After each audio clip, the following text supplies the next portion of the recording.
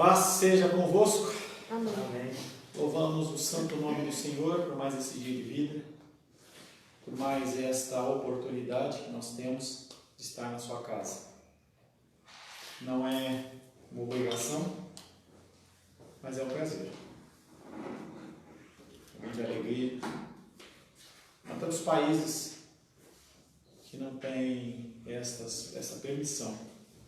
Nós temos orado nas quartas-feiras pelos países em perseguição e vemos que o simples ato das pessoas confessarem Jesus como seu Senhor e Salvador já é motivo para todo tipo de repúdio, para que as pessoas elas percam os seus empregos, as suas famílias, seus trabalhos.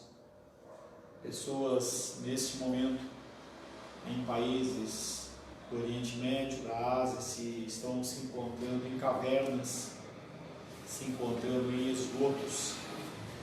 Não é algo do século passado ou da Idade Média. Agora, ano 2021, as pessoas elas estão se encontrando nas cavernas, nos esgotos, para poderem cultuar ao Senhor ainda de uma maneira muito silenciosa. Bíblias não existem. As pessoas têm apenas fragmentos, 2, 3, 4 páginas da Bíblia. E elas ficam felizes quando têm esta oportunidade de estarem lendo. E você tem a oportunidade de, junto conosco, aqui presencialmente, estar cultuando, louvando, adorando e bendizendo o nome santo do Senhor. Oremos. Senhor, em nome de Jesus, queremos glorificar, exaltar e bendizer o Teu santo nome, Pai. Agradecer, Pai querido, pelo Teu amor e a Tua graça. Agradecer pelo Teu cuidado. Agradecer pela oportunidade que o Senhor nos dá nesta manhã, em saúde, transporte, estarmos aqui neste lugar. Louvamos e consagramos todo esse tempo ao Senhor, em nome de Jesus. Amém. Amém. Paz seja convosco mais uma vez. Você que está chegando agora, quero desejar para você um tempo de entendimento, um tempo de compreensão, um tempo da presença do Senhor. Temos que orar pelas pessoas. Quero pedir para você que esteja orando também pelos corações. Os corações, com esse tempo de pandemia, eles se esfriaram. Não veem tanto mais a igreja como prioridade. E o coração vai se afastando de Deus. É algo triste. Nós temos que orar por aqueles que sofrem e padecem e aqueles também que têm os seus corações endurecidos. Estamos nesta manhã, mais uma vez, trabalhando a conhecida parábola do filho pródigo, que nós, no nosso trabalhar, identificamos não como a parábola do filho pródigo, mas dos dois irmãos ou dos dois filhos. Quero inicialmente convidar você a abrir a palavra de Deus no Evangelho de Lucas, capítulo 15. Outro tema para que você esteja orando é o nosso, ou melhor, outro tema para você nos ajudar a oração é sobre o que nós iremos trabalhar nos próximos encontros. Creio que mais, talvez, 1 ou 2 encontros nós estejamos finalizando essa meditação e nós precisamos da direção de Deus em relação ao que nós iremos trabalhar. Lucas capítulo 15, versos 11 em diante. Lucas capítulo 15, versos 11 em diante. Assim diz a palavra de Deus. Lucas capítulo 15, verso 11 em diante diz assim: Continuou: Certo homem tinha 2 filhos. O mais moço deles disse ao pai: Pai, dá-me a parte dos bens que me cabe. E ele lhes repartiu os haveres. Passados eu acabei de observar uma coisa interessante. Ele lhes repartiu os haveres. Então, o filho mais velho recebeu a parte dele também, que era os 2/3, né? Passados não muitos dias, o filho mais moço, ajuntando tudo o que era seu, partiu para uma terra distante e lá dissipou todos os seus bens, vivendo dissolutamente. Depois de ter consumido tudo, sobreveio àquele país uma grande fome e ele começou a passar necessidade. Então ele foi e se agregou a um dos cidadãos daquela terra, e este o mandou para os seus campos a guardar porcos. Ali desejava ele fartar-se das alfarrobas que os porcos comiam, mas ninguém lhe dava nada. Então caindo em si disse: quantos trabalhadores do meu pai têm pão com fartura e eu aqui morro de fome? Levantar-me-ei, irei ter com meu pai, e lhe direi: pai, pequei contra o céu e diante de ti. Já não sou digno de ser chamado teu filho. Trata-me como um dos teus trabalhadores. E levantando-se foi para o seu pai. Vinha ele longe ainda, quando seu pai o avistou e compadecido dele, correndo, o abraçou e beijou. E o filho lhe disse: pai, pequei contra o céu e diante de ti, já não sou digno de ser chamado teu filho. O pai, porém, disse aos seus servos: trazei-me depressa a melhor roupa, vestiu, ponde um anel no dedo e sandálias nos pés. Trazei também e matai o novilho cevado, comamos e regozijemo-nos. Porque esse meu filho estava morto e reviveu, estava perdido e foi achado. E começaram a regozijar-se. Ora, o filho mais velho estivera no campo, e quando voltava, ao aproximar-se da casa, ouviu a música e as danças. Chamou um dos criados e perguntou-lhe o que era aquilo, e ele informou: veio teu irmão e teu pai mandou matar o novilho cevado, porque o recuperou com saúde. Ele se indignou e não queria entrar. Saindo, porém, o pai procurava conciliá-lo, mas ele respondeu a seu pai: há tantos anos que te sirvo, sem jamais transgredir uma ordem tua, e nunca me deste um cabrito sequer para alegrar-me com os meus amigos. Vindo, porém, esse teu filho, que desperdiçou os seus bens com meretrizes, tu mandaste matar para ele o novilho cevado. Então lhe respondeu o pai: meu filho, tu sempre estás comigo, tudo o que é meu é teu. Entretanto, era preciso que nos regozijássemos e nos alegrássemos, porque esse teu filho, esse teu irmão, estava morto e reviveu, estava perdido e foi achado. Palavra do Senhor. Amém? Amém. O tema que nós iniciamos na semana passada, dentro desta condição dos dois irmãos perdidos, foi a saudade de casa. E nós começamos a redefinir um pouco a esperança. Se você curiosamente desejar ou fizer esse teste, pegar o Facebook, você vai ver toda sorte de frases motivacionais, em que as pessoas elas falam: viajar é muito bom, e é mesmo, mas colocam toda a sua confiança, toda a sua alegria em situações como essas, situações temporais.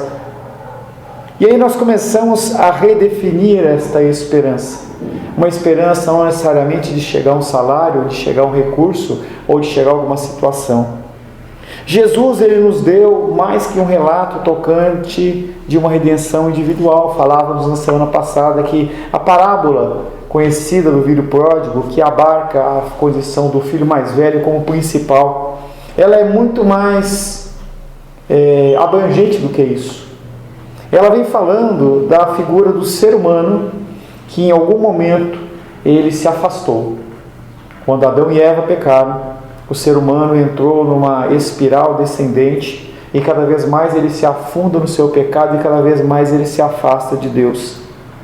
Jesus, ele reconta não somente a história de dois irmãos e um pai, mas ele fala da história de toda a vida humana.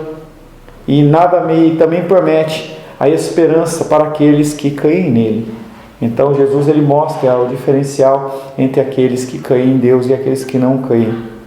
Na parábola, o filho mais novo, ele vende tudo e vai embora e gasta, e aí ele fica frustrado.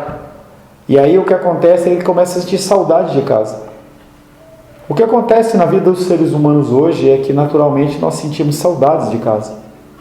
Nós nos sentimos frustrados porque a roupa comprada não nos satisfaz por tanto tempo, o carro comprado não nos satisfaz por tanto tempo, a casa nova, a igreja nova, o relacionamento novo. E as pessoas, elas parecem que elas querem perpetuar esse momento com a quantidade de fotos que elas postam no Facebook, no Instagram e outras mídias sociais, porque elas têm que expor para as pessoas que elas estão felizes.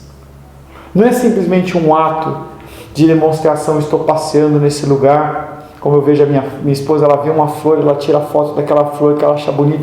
Não, a pessoa tem que mostrar para os outros que ela está feliz. E ela está feliz de frente, ela está feliz de costas, ela está feliz de lado, ela está feliz de cima para baixo, de baixo para cima, com o corpo vestido ou desnudo. Há uma necessidade de mostrar para todo mundo que nós estamos felizes. O problema é que essa felicidade ela não é verdadeira. Esta palavra casa, ela exerce uma influência muito grande sobre a nossa vida. Quando nós pensamos em casa, nós pensamos no local onde nós nos acolhemos, onde os familiares eles nos aceitam, onde eles nos amam. O sentimento é um sentimento que nos traz a condição de um lugar perfeito para viver. Uma das condições em que nós vemos, pelo menos nos programas, nos filmes, é a condição quando um homem ou uma mulher ela vai assumir o homossexualismo e a preocupação dela de que a família dela aceite aquela situação, para que ela não tenha que sair daquele conceito de acolhimento. Então, quando não há o acolhimento, as pessoas elas se revoltam, porque há uma necessidade muito maior de acolhimento do que realmente de uma aceitação. As pessoas elas buscam isso em festas, as pessoas buscam isso em viagens, buscam isso em datas comemorativas. Falamos na semana passada que o Natal, para muitos, é frustrante, porque as pessoas esperam que realmente algo mude, que haja alguma coisa diferente, mas aqueles pensamentos, aquelas suposições do passado, elas não existem mais. A expectativa quase sempre ela é frustrada, porque nós buscamos conforto em situações em homens, mas na verdade apenas na glória do Senhor que nós somos confortados. Não há um conforto diferente do conforto da casa do Senhor. Nós temos imagens, nós temos memórias, elas são saudáveis sim, mas elas são apenas imagens, apenas tempos que passaram. O saudosismo que Sebastião falou na semana passada foi bem pertinente. Entre o saudosismo, você olhar para as coisas do passado, naquela época eu era assim, naquela época acontecia isso, hoje não acontece mais. Somos todos, na verdade, exilados com saudades de casa. Quando nós oramos pelas pessoas que estão refugiadas, pessoas que estão saindo dos seus países, é exatamente a condição das pessoas que são cristãos. Elas estão sempre viajando e não chegam nunca. A casa parece que ela fica cada vez mais longe. É como nos sonhos, às vezes, você está sonhando que você está tentando caminhar, você está subindo num lugar e você não consegue chegar nunca. Essa é a situação do cristão. O cristão ele tem uma casa que é uma casa celestial na presença de Deus Pai. E nós vivemos neste mundo caído, este mundo pecaminoso que não nos satisfaz e não nos traz alegria. O mundo para o qual nós fomos criados é um lugar onde não há morte, não há dor, não há decadência qualquer, física, emocional ou espiritual. E o que acontece é que nós tentamos de alguma maneira suprir isso no conceito terreno e nós não conseguimos. Pastor, nessa última frase, as últimas frases que você falou, né, dos processos para casa, eu acredito, assim, exemplo que possa dar, assim, né, que eu acho, tipo assim, como se cada vez a gente subisse um degrau, ou fosse cada dia mais um passo para a nossa casa. Ou com uma escada, né? Cada dia um degrau, né? Até chegar ao ponto que você vai chegar ao último degrau, que é o lugar celestial, né? A nossa verdadeira morada. Amém. O problema é que, em vez de nós caminharmos em direção a Deus, nós ficamos lutando com os nossos próprios desejos. Em vez de nós focarmos na cruz, entendermos que aquele é o caminho, a verdade e a vida, nós continuamos lutando com as nossas emoções. Então eu sei o que tem que ser feito. O apóstolo Paulo diz que o que ele quer fazer ele não consegue fazer, e o que ele não quer fazer isso ele faz. Então esse exemplo da escada é pertinente. O problema é que nós ficamos muito mais parados nessa escada, muito mais olhando para o passado. Quando a gente vê a figura do povo de Israel no Egito, eles saem daquele suplício, daquela perseguição toda. E quando eles estão andando no deserto, eles lembram dos pepinos que eles comiam. Apesar de Deus ter prometido para eles uma terra que emana leite e mel, uma terra em que haveria prosperidade e liberdade, eles continuam pensando nas coisas do passado, que é exatamente essa figura da gente ficar olhando para as nossas memórias do passado e achando que naquele tempo era que nós éramos felizes. Temos vivido em um mundo que não responde aos nossos anseios. Nós não conseguimos satisfazer-nos com os nossos relacionamentos emocionais. com o nosso relacionamento de trabalho. Acabamos vivendo num mundo em que ele é todo sujeito a doenças, envelhecimento, morte. Todos os nossos relacionamentos estão sujeitos à mercê do tempo, seja porque a pessoa cansou, seja porque nós morremos ou que os outros morreram. A gente, amanhã, dia 12, faz 1 ano que a titia faleceu. Muito rápido. Aniversário do Wallace também, triste coincidência. Tem essa família que a gente acompanha lá, Rogério e Vanessa, em que houve esse falecimento. Rapaz novo, com toda uma história para construir ainda, os filhos para criar, e simplesmente aquela história acabou. Então os nossos relacionamentos, eles estão à mercê do tempo. Mesmo as pessoas que se mantêm fiéis, elas morrem. Pessoas que são, como a Elisa falou, estão caminhando, realmente subindo esses degraus da escada em direção ao Senhor. As pessoas falecem e morrem. Podemos até trabalhar duro para recriar a casa que perdemos. Podemos nos cercar de viagens, nos cercar de alimentos, de vestuários, de transportes, de coisas, mas são apenas tentativas frágeis de tentar recriar algo que só pode ser recriado existindo na presença do Pai Celestial, o Pai Supremo, da qual nós fugimos constantemente da sua presença. Como que eu fujo? Quando eu desobedeço. Nós ouvimos a palavra de Deus, temos ouvido a palavra de Deus, e o que acontece é que nós não queremos seguir a palavra de Deus. E quando o revés vem, nós nos revoltamos com a figura divina de Deus, porque Ele não nos concedeu o que nós queríamos. Pastor, o filho mais velho, ele recebeu a herança antecipada, foi? Quando fala assim, pelo texto, pelo texto, eu observei isso agora, porque eu fiz aquilo ali. Eu entendi que o pai, ele repartiu dos 2 filhos, tanto o mais velho como o mais novo. O mais velho recebe 2/3 e o mais novo recebe 1/3. Mas assim, vendo o moço retornar, o mais velho vendo o moço retornar, ele sentiu a sua liderança como filho único na casa ameaçada. Isso acontece nos dias de hoje? Não, porque nessa condição de herança, não. Porque primeiro a herança, ela não tem aqui, na nossa situação ocidental, a gente não vê legalmente a divisão de bens. O primogênito, ele recebe mais do que o outro. Então, para os 2 é a mesma coisa. E aqui no Brasil, ou no nosso contexto ocidental, o contexto de herança é pós-morte. Não é um contexto em vida, como é o que aparentemente aconteceu aqui. Então, ali naquela condição está mostrando a situação de um homem que iria ter que repartir os 2/3 dele. Aqui na nossa condição, pode até haver uma condição como essa, mas no sentido de você ter mais afinidade com um filho ou outro, mas numa condição legal, não. Uma condição legal é matemática. Então, o falecimento de um dos cônjuges vai fazer com que aquele 100% dos bens vai 50% para a esposa e o resto vai para os filhos. Esse tema de nós fugindo da Bíblia, fugindo dos ensinamentos, esse tema de nós querendo desobedecer e nos frustrarmos, ele percorre toda a Bíblia. Não é um tema que existe apenas no contexto de filho pródigo.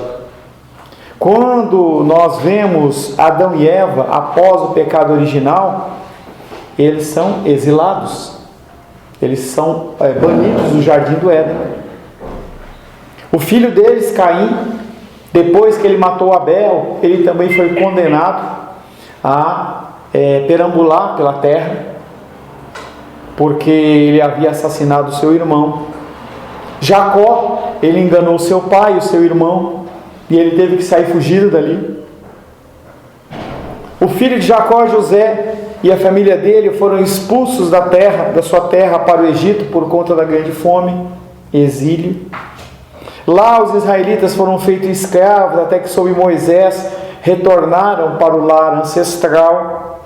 Séculos depois disso, Davi, antes que se tornasse rei, viveu como um fugitivo. Davi, depois que recebeu a unção de Samuel, ele foi perseguido por muitos anos por Saul.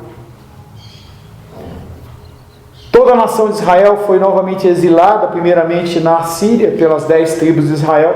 Depois, as 2 tribos do sul, elas foram exiladas na Babilônia.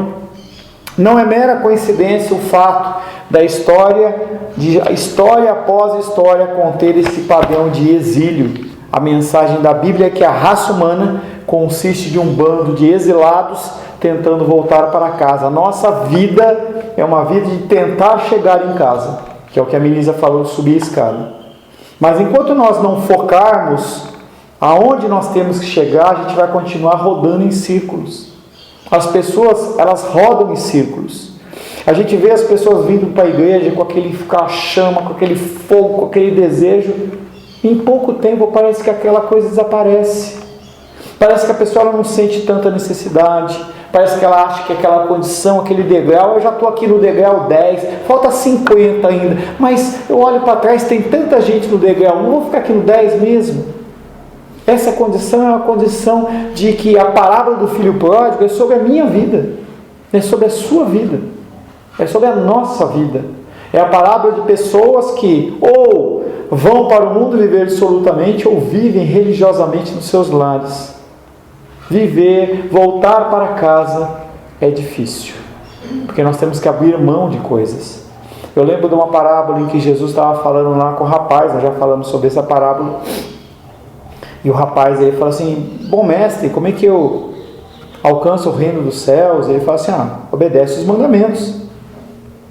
E aí Jesus Cristo, ele vai citando os mandamentos, e quando Jesus está perto do final, o homem fala assim, isso tudo eu já faço. Eu faço e cumpro com excelência. E aí Jesus fala, então faz o seguinte, vende os seus bens e dá para os pobres e me segue. E aí você vai ser extremamente abençoado no reino por vir. E aquele homem ficou triste, baixou a cabeça porque ele era dono de muitos bens. E Jesus falou assim, é mais fácil passar um camelo pelo fundo de uma agulha do que um rico entrar no reino dos céus. É difícil nós retornarmos, porque retornar para a casa do Senhor significa que nós precisamos nos despojar das bagagens, nós precisamos confiar no Senhor, nós precisamos ser como os discípulos. Eu não estou pregando aqui para você ser franciscano nem nada, mas você tem que se despojar desse tanto de coisa que te prende. Se lazer, se esporte, se academia, se celular, se televisão, tantas coisas prendem as pessoas. Tem um cantor, um meio evangélico, né, o Juliano Som, que num DVD dele, e aí ele fala algumas palavras, e aí ele fala assim que, falando assim que, com Jesus, assim, essa questão assim que, Jesus, até aqui eu vou contigo, né, se Deus pedir mais, não, Jesus, então impõe condições. Jesus, até aqui eu vou com você, mas ali na frente, você me pedir isso, então impõe condições para seguir a Cristo, né? Até tal ponto eu vou com Deus, mas se Deus me chamar mais para alguma coisa, ou pedir para mexer naquilo, não, Jesus. Então assim, há pessoas que impõem condições para seguir o Senhor. É condicional, acho que é essa palavra, né? Então coloca condições, né? Não é essa coisa sem limite. Se Jesus te pedir algo, essa passagem que você falou, não está aberto, né? Ele é assim, só algumas coisas, mas se Deus tocar nisso, não, Deus, eu retrocedo, eu volto para trás. Porque nós sempre olhamos para os homens em comparação e nunca para Cristo. Nós estabelecemos comparação com homens. Então nós olhamos para os homens e achamos que aquele padrão ele é suficiente. Parece, pastor, no cristianismo contratual, né? Eu só vou obedecer essas cláusulas. Se houver mais cláusulas extra, eu não aceito. Seria nessa linha? Sim, e por isso que tem tantas igrejas. As igrejas, elas vêm moldando o contrato, como você usando esse exemplo que você está dando, moldando o contrato que você quer. Então, se você achar que tem que ter mais algumas cláusulas no contrato ou tirar algumas, tem igreja que faz isso. E aí o que acontece? Você se adapta. Opa, eu estou confortável aqui, porque eu acho que no meu contrato com Jesus, isso, como a Melissa falou, é pautado, é ok. Isso não. Então eu crio uma igreja dentro desses moldes, aí você vai nessa igreja e fala assim, olha que ótimo, é nessa igreja que eu me sinto bem. Igreja nunca foi, na história dela em toda, escolhida através de você se sentir bem ou não. Nunca foi. Pelo contrário. A igreja é um lugar em que você tem que ser confrontado e você se sente mal. Você não vê nas igrejas primitivas culto de jovens, adolescentes, criança. Não existe isso. Salinha, quartinho, berçário, não existe isso. Nós criamos para o nosso conforto. Eu vou para a igreja, mas eu tenho que ter alguém que cuide do meu filho. E o que acontece é que as crianças elas vão criando a revelia, vão crescendo a revelia e vão entendendo que igreja é realmente isso, é para me satisfazer e cumprir as minhas vontades. Então é difícil o retorno. Um escritor, ele diz que casa, ele trouxe um conceito, casa é um lugar que quando você tem que ir, eles têm que te aceitar. Então, independente de como você estiver, a casa te aceita. A gente vê muito conceitos de pais e mães que são radicais em alguns conceitos e quando o filho está naquela situação, não, agora pode. Homossexualismo, roubo, tráfico de drogas e qualquer coisa. Não, se fizer isso tem que ir para a prisão, tem que ir. Não, agora é o meu filho, não, agora vamos pensar direito. Vamos pensar de outra maneira? O filho mais novo, no entanto, sabe que um retorno bem-sucedido é inevitável. Por quê? Seus pecados criaram uma barreira e ele não tem ideia de como esse muro pode ser superado. Ele sabe que pode acabar rejeitado e forçado a permanecer no exílio. Então, quando o filho mais novo ele tenta voltar para casa, ele está preocupado não com a condição do pai, tanto que ele ensaia um discurso e apresenta aquele discurso. É como um advogado que prepara uma defesa e ele vai para o judiciário para ele trazer aquela defesa que ele preparou. Olha, mas se o cara falar tal coisa, eu tenho essa resposta. Se ele for por tal lado, ele tem tal resposta. O filho mais novo, ele vai buscar esta condição com o pai, mas sabia que o pai podia ter rejeitado ele. A sociedade, no início do nosso estudo, nós falamos que a sociedade ela tinha aquilo como muito grave, em que ele ia ter que sim trabalhar para pagar o ônus e a dívida com a comunidade. Por isso que ele quer voltar como empregado. De modo semelhante, a Bíblia mostra como são altas as barreiras da nossa própria volta para casa como raça humana. É difícil para qualquer um de nós voltar aos caminhos do Senhor. É difícil você continuar vivendo. Eu venho no meu tempo de pastorado, não é um tempo grande, entendeu? Tempo integral em especial, eu vejo as pessoas começando um caminhar e logo depois as pessoas se acomodam e cansam. Durante o exílio na Babilônia, os profetas de Israel predisseram um grande retorno para casa por meio da graça de Deus, e só podemos retornar à casa de Deus não é pelos nossos esforços, apesar que nós temos responsabilidades, mas é pela graça de Deus. Finalmente o povo de Israel teve permissão para deixar a Babilônia e retornar à terra natal. A gente vê essa finalização dessa história, em especial no livro de Daniel, em que ele está lá orando pelo retorno do povo da terra prometida. Apenas uma minoria dos judeus de fato deixou a Babilônia e retornou à terra natal. Por quê? Isso é um estudo à parte. Mas por que de todo aquele povo que foi para a Babilônia, só uma parte voltou? Porque eles estavam acomodados onde eles estavam. A Babilônia ela era diferente. A Babilônia ela não fazia com que aquelas pessoas fossem escravas. Elas não podiam sair dali. Mas o objetivo deles era fazer com que a Luísa, que é uma boa engenheira, a Menísia, que é uma boa médica, o Sebastião, que ele é um bom arquiteto, ele viesse, aprendesse a cultura babilônica e fizesse com que a cultura crescesse.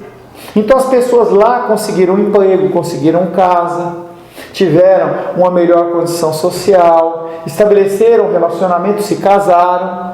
E aí quando Neemias e... qual é Neemias e... Esdras, obrigado. Neemias e Esdras levantam esse negócio, vamos voltar. Vou nada, estou bem aqui, quero ficar aqui, eu tenho o que comer, está tudo certo. Por que eu vou voltar para casa onde o Senhor quer que eu vá, para começar tudo de novo? Por que aquele povo não quis voltar? Porque eles não queriam, estavam bem ali. Apenas uma minoria dos judeus de fato retornou para a Palestina, e lá eles continuaram sob o domínio da Pérsia. Ciro, rei da Pérsia. Apesar de ter sido reconstruído Jerusalém, eles ainda eram submissos à Pérsia, que naquela época era quem estava dominando. Depois, potência após potência invadiu e controlou Israel. Primeiro a Grécia, depois a Síria, depois Roma. O povo continuava oprimido, e todos esses mini êxodos e as mini voltas da Bíblia falharam em atingir a volta final e completa prometida pelos profetas, pela qual todos ansiavam. Então as pessoas elas ficavam tentando se libertar na sua força, mas não conseguiam. Levantavam revoltas, levantavam questões de toda sorte e espécie, mas continuavam sendo oprimidos. Homens querendo voltar para casa através apenas do seu esforço. Se a gente lembrar da figura do filho pródigo chegando e o pai correndo ao seu encontro, só houve o perdão porque o pai foi ao encontro e não aceitou a condição do filho de ser trabalhador, mas colocou a roupa nova, colocou a sandália e colocou o anel.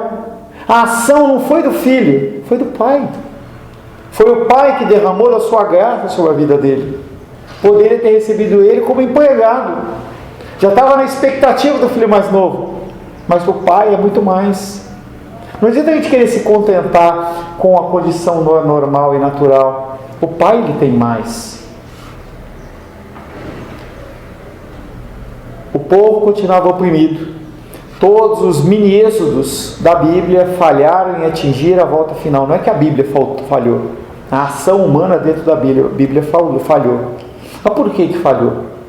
Um dos motivos era o estado da perdição contida nos seres humanos. Nós somos maus. Há um mal que habita nos nossos corações. O ser humano continua achando que ele é bom. Olha para as crianças e fala: a criança é boa. Estava fazendo discipulado com o Pedro essa semana. E aí eu falava com ele assim: a Júlia, ela é pecadora? Ela é. Eu falei: por quê? Quando ela quer alguma coisa e não dá para ela, ela se joga no chão, se bate, grita, chora, ela é pecadora. E nós mesmo dentro da igreja nós achamos que nós não somos pecadores. Nós nos comparamos com assassinos, nós nos comparamos com o assassino Lázaro lá, nós nos comparamos com toda a sorte de pessoas, mas nós não nos comparamos com Cristo. E ao não nos compararmos com Cristo, nós achamos que nós somos bons. Um dos motivos para que a gente não consiga retornar para casa, um dos motivos era o estado da perdição contido nos seres humanos. Israel em particular e a raça humana de modo geral continuavam atolados em egoísmo, em orgulho e em pecado. Mesmo indo para a terra prometida, na terra que mana leite e mel, eles continuavam em pecado. Pastor, naquilo que você falou de a gente esquece de olhar para a cruz, não lembro muito bem, mas que você falou de olhar para a cruz, a gente esquece, né? Então assim, um versículo esses dias que eu estava pensando, aquele de Hebreus, né, que fala, desvencilhando-se de todo peso, de todo peso, é mais ou menos assim, de todo peso e do pecado que eternamente vos assedia, corramos com perseverança a carreira que nos está proposta, olhando firmemente para o autor e consumador da nossa fé.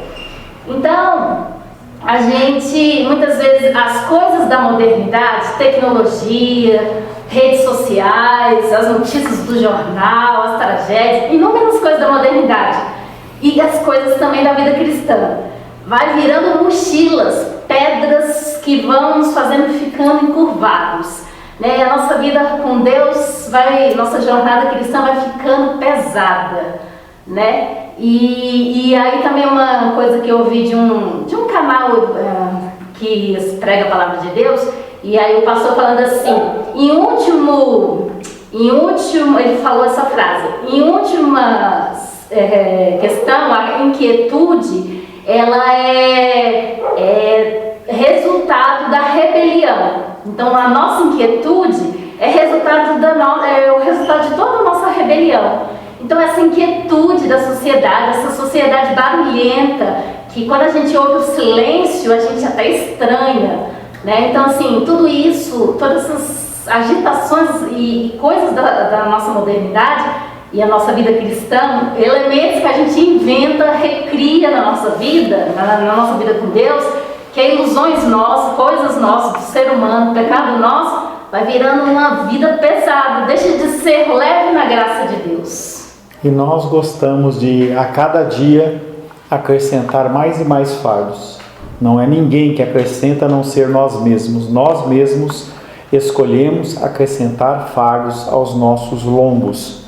Somos oprimidos por conflitos dentro dos nossos próprios corações, que é a inquietude que você falou, do mesmo modo que pelas constantes batalhas e pelas guerras com as nações vizinhas. Então, da mesma maneira que as nações elas guerreiam entre si, nós guerreamos conosco, com nós mesmos. Há mais coisas contidas. Há mais coisas contidas. Espera um pouquinho que eu me perdi. Necessitamos de uma mudança radical em nossa própria natureza. Se nós não mudarmos a nossa mente, se nós não entendermos que, até é interessante, você falou, é ouvir o silêncio, né? Eu lembro que lá na Philips tinha um mecânico que ele falava assim, o patrão ele fica oprimindo a gente, não paga o salário, eles só vão perceber quando eles ouvirem o silêncio das máquinas. Como é que você ouve o silêncio, né? E a nossa vida ela realmente tem ficado muito barulhenta. Uma das experiências mais interessantes que eu tenho passado de tempo em tempo, tem um retiro de uns pastores que eles me convidam, é um tempo de solitude, que é um tempo de silêncio. Nós não temos feito silêncio e, consequentemente, nós ouvimos apenas a nossa própria voz. Nós falamos muito. A minha esposa fala que eu falo demais. Eu estou lá, estou sempre no telefone, falando com alguém, falando isso, falando aquilo. Até o conceito pastoral e de aconselhamento que a gente acaba falando muito. Quando você fala muito, você ouve pouco. Nós temos que começar a dar um break nessa vida inquietante, como a Menísia disse, e começarmos a tentar ouvir a voz de Deus. Talvez meia hora de silêncio na presença do Senhor seja mais proveitosa do que 1 ou 2 horas de oração falada. Nós temos falado muito, temos ouvido pouco. É como um aluno que está na sala de aula, em que o professor não consegue falar porque ele continua trazendo questões, mas ele não ouve o professor. Nós temos que aprender a ouvir Deus. São 10h25, nós vamos dar a nossa... Vamos mais 5 minutos. Vamos mais 5 minutos. Necessitamos de uma mudança radical em nossa própria natureza. Nós precisamos mudar o nosso jeito de ser. O segundo motivo é a perdição ao redor dos seres humanos. O primeiro motivo é a perdição dentro dos seres humanos. É a segunda condição que nós não conseguimos voltar para casa, é a perdição fora. E cada vez mais essa condição de fora, ela tem nos afetado. É aquele exemplo que eu disse, enquanto não é da minha família, enquanto não é da minha casa, é problema. Quando é da minha casa, deixa de ser o problema. A gente vê isso bastante em igrejas grandes, em igrejas em que há famílias grandes na igreja, são famílias boas, dizimistas, e o que acontece é que uma pessoa da família comete alguma coisa que é abominável, e aí devido àquela condição o pastor ele acaba se curvando. A gente vê, por exemplo, numa grande denominação, há um tempo atrás mudou-se o estatuto de quase toda a denominação, dizendo que a partir daquele momento não era necessário que o marido fosse fiel à esposa por todo o tempo. Então, se houvesse alguma dificuldade, alguma coisa, eles podiam se separar, porque haviam muitos pastores de muitas igrejas grandes que estavam contraindo novos relacionamentos com moças mais novas, e aí a esposa, que era da infância, ele não queria mais. Então, para evitar que aquele pastor saísse da igreja e abrisse uma nova igreja, uma outra denominação, o que a gente faz? A gente faz uma adequação no estatuto. Comentava com uma pessoa semana passada, quando eu fui sair da ICPG, que começou a se falar algumas coisas lá, o presbítero Sebastião estava lá, e aí 2 pessoas se levantaram, o presbítero Sebastião e o presbítero Jacó, e o Jacó levantou e falou assim: está certo que está no estatuto isso, mas o que a Bíblia diz? Não, o que importa é o estatuto. Sebastião vai lembrar disso. Então, naquele momento, se fechou em cima do estatuto e não nas escrituras. Então, o ser humano, ele é abordado de todos os lados por essas informações que parecem coisas novas, parecem que são coisas saudáveis, mas são coisas contaminadas pelo mundo. Há coisas contidas no estado de exílio do que apenas... Há mais coisas contidas no estado de exílio do que apenas o mal moral dos seres humanos. De acordo com a Bíblia, vivemos em um mundo natural que agora está caído. Não fomos criados para um mundo de doenças e desastres naturais, um mundo em que tudo fica decadente e morre, incluindo nós mesmos. Nós não fomos criados para isso. Por isso que nós ficamos tão chocados quando as coisas acontecem. É algo que não é esperado, não é algo que é natural, mas é algo que faz parte desta condição pecaminosa. Este mundo, como agora experimentamos, não é uma casa de que temos saudades. Poucas pessoas têm saudade deste mundo. As pessoas, no fim da sua vida, não se lembram mais de momentos agradáveis, porque tiveram mais momentos desagradáveis do que agradáveis. Porque o foco, em especial daquele que está no fim da vida, é o vislumbre da casa por vir, uma casa diferente. Então as pessoas de todas as religiões, elas, quando veem uma pessoa falecer, ele descansou. Esse é o dito, ele descansou. Nas lápides dos cemitérios lá, descanse em paz. Em inglês, RIP, rest in peace. Então descanse em paz. Mas que paz a pessoa vai ter se ela não conheceu a Deus? Talvez a paz de não ter que pagar a conta de luz. Estava vendo agora aqui, a primeira conta de luz nossa, tem uma taxa agora que eu nem tinha visto. Custo de disponibilidade de energia elétrica, ou seja, para eles disponibilizarem energia elétrica, eles cobram R$70. Mas eu não já pago a luz? Paga. Mas tem a taxa de disponibilidade, que você tem que pagar também. Então você olha para uma situação, talvez eu fique livre disso, eu falecendo. Talvez eu fique livre da dívida do cartão de crédito. Mas não tem descanso em paz sem Deus. As pessoas, elas estão com um ensinamento equivocado de que um pós-morte vai lhes trazer paz. Mas na verdade, aí, para aqueles que não são filhos, aí que começa o conflito.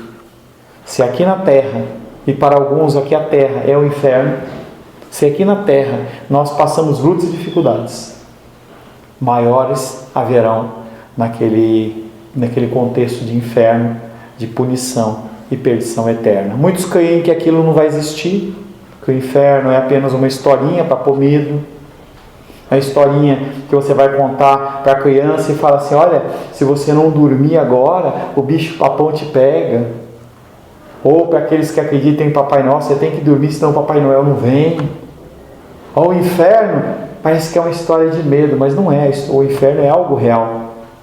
O que nós passamos aqui na terra é apenas um sopro do que vai ser no inferno. Espero que nenhum de nós estejamos vivendo realmente isso. Pastor, está amarrado. Não adianta você amarrar. A situação é, nós temos que viver uma vida reta e santa nos caminhos do Senhor aqui na terra, e de acordo com a graça dele, nós poderemos estar retornando ao lar. Agora sim, 10h30, nós vamos ter um breve intervalo de 15 minutos, e nós estaremos retornando, se Deus assim o permitir, para dar continuidade ao nosso estudo sobre ou dificuldade do retorno para o lar. Não suma, Deus te venceu.